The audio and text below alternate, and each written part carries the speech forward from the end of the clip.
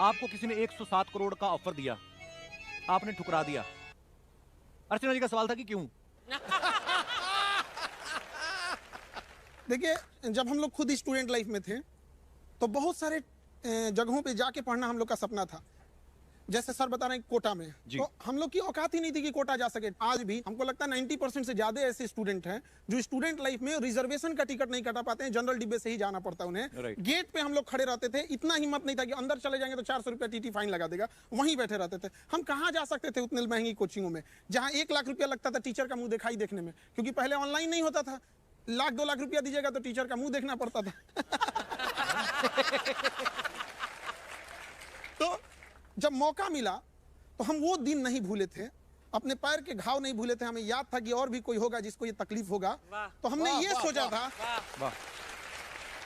कि जब हमें मौका मिलेगा तो हम कभी उस ओर नहीं जाएंगे। जब रावण की सोने की लंका नहीं टिकी तो 107 करोड़ मतलब क्या होता है? कुछ नहीं होता है यहाँ पे।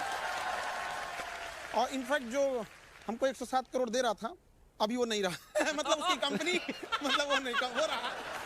वो है। लेकिन वो 107 करोड़ आपको किस लिए ऑफर कर रहा था? उनके यहाँ ज्वाइन कर ले और अपनी फीस को बढ़ा दें, हम यहाँ पे तुरंत हो जाएगा। एक्चुअल में क्या होता है ना, जो ये ज्यादा फीस वाले हैं वो ये कहते हैं अरे वो उस लेवल का टीचर है इसलिए इतना सस्ता पढ़ा रहा है, इस स्टैंडर्ड का आना है तो तुम्हें अच्छे पैसे देने पड़ेंगे।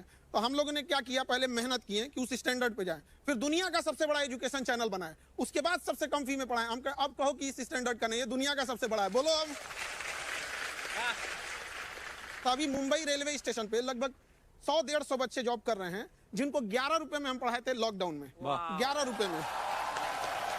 लेकिन वो 11 रुपए का आज नतीजा है और इतने कम फीस की पढ़ाई का नतीजा है कि आज कोई भी ऐसा डिपार्टमेंट नहीं है जहां पढ़ाया हुआ बच्चा नहीं है। ऐसा कोई डिपार्टमेंट नहीं है। और आपको ऑनलाइन एजुकेशन का क्या इंपॉर्टेंस है, एक छोटा सा एग्जांपल बताते हैं। अभी वो नहीं आ पाए यहाँ पे जीशान, वो जो बैंड पार्टी होती है ना उसमें गाना गाते थे। बारात 2 घंटे खड़ी रहेगी तो दरवाजे के बाहर खड़ा होकर 2 घंटे गाना गाना है। आज पीसीएस अधिकारी हैं, मजिस्ट्रेट के पोस्ट पे आज के डेट में भी दौड़ते हैं। अब हमें समझ में आता है कि इतने सारे सपने पूरा करने के आगे वो 107 करोड़ इतना छोटा लगता है ना कि लगता है कि बहुत अच्छा था, छोड़ दिए यहाँ पर। क्या बात। अलग सर के बारे में भी हमने सुना ना कि इनको भी किसी ने ब्लैंक चेक भेजा था, वो आपने अभी तक संभाल के रखा हुआ सर? जिस आदमी ने यहाँ ऑफर दिया था उसी ने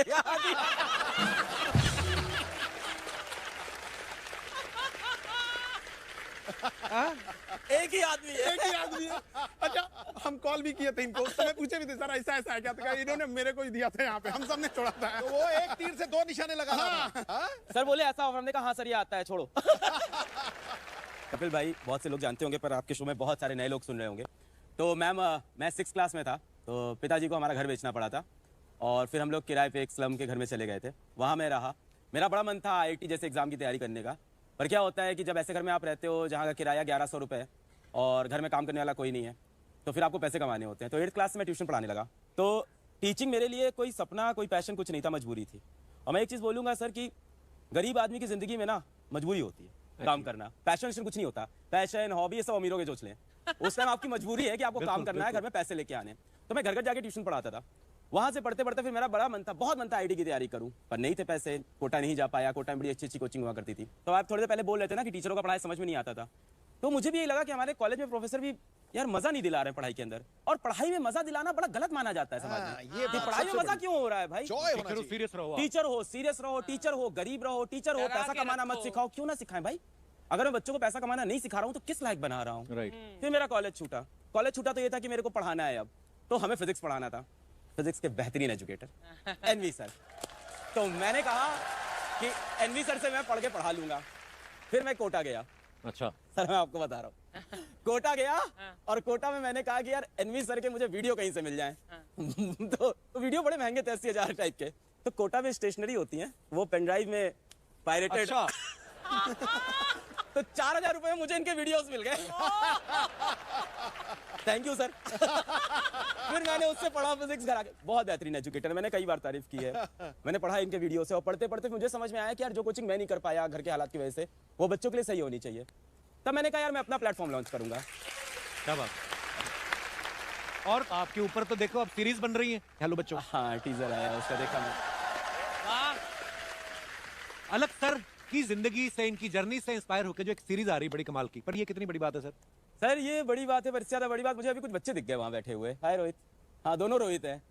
ये रोहित बैठा हुआ है। तो इस बार जब नीट का रिजल्ट आया, नीट मेडिकल का एग्जाम होता है, मैं नीट का रिजल्ट आते ही भाग गया जमशेदपुर, क्योंकि मुझे पता चला कि रोहित जो सड़क किनारे मोबाइल कवर बेचता है, वो नीट के अंदर सेलेक्ट होकर डॉक्टर बनने जा रहा है। अरे वाह, मैं उसके पास गया, वो रोहित बैठा हुआ है। क्या बात है। उसके बगल में रोहित बैठा है दूसरा रोहित शॉ। तो ये अपने स्लम से पहला IITian बना है रोहित, और बहुत बहुत मुबारक। बगल में वो लड़की बैठी है डॉली। ये 4 बहनें हैं घर में, और इनको किसी ने बोल दिया था कि तू क्या डॉक्टर बनेगी। पिताजी मेहनत करते हैं, बस चलाते, तो इसने फोटो लगा ली थी कि अलग सर तारो क्या हमारे भाई छे क्या।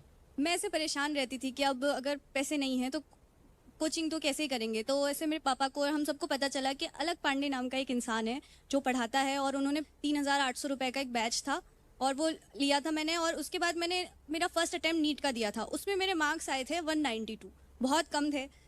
फिर मैं थोड़ा डीमोटिवेट हो गई थी, तो मेरे पापा ने बोला कि यदि आपनो अलग है, यदि खई टेंशन लेवा की बात, अच्छा। ऐसा बोला था। तो फिर इन्हीं से मोटिवेट होके फिर मेरा नेक्स्ट नीट का अटेम्प्ट दिया, उसमें मैं सेलेक्ट हुई और अभी मैं गवर्नमेंट मेडिकल कॉलेज में हूँ।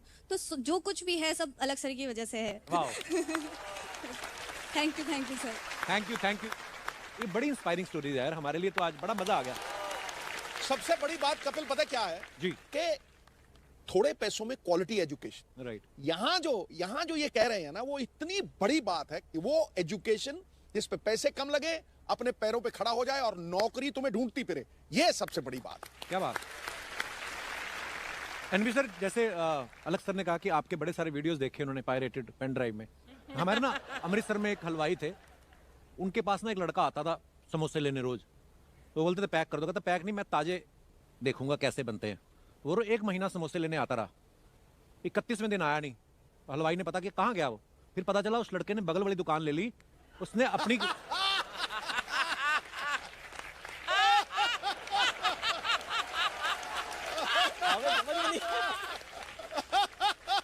आपको क्या लगता है उस हलवाई को खुशी हुई होगी? उस हलवाई को खुशी हुई नहीं हो ये मेरे को नहीं पता, बट अभी तक शिक्षा को बहुत पीछे रखा गया। मैं कहता हूं हमारे देश में 24 करोड़ बच्चे हैं, ऐसे 30 लाख लोग चाहिए। हम तीनों के आने से कुछ नहीं होगा। 30 लाख लोग चाहिए। क्या बात। मैं एक बात के लिए और धन्यवाद देना चाहता हूं।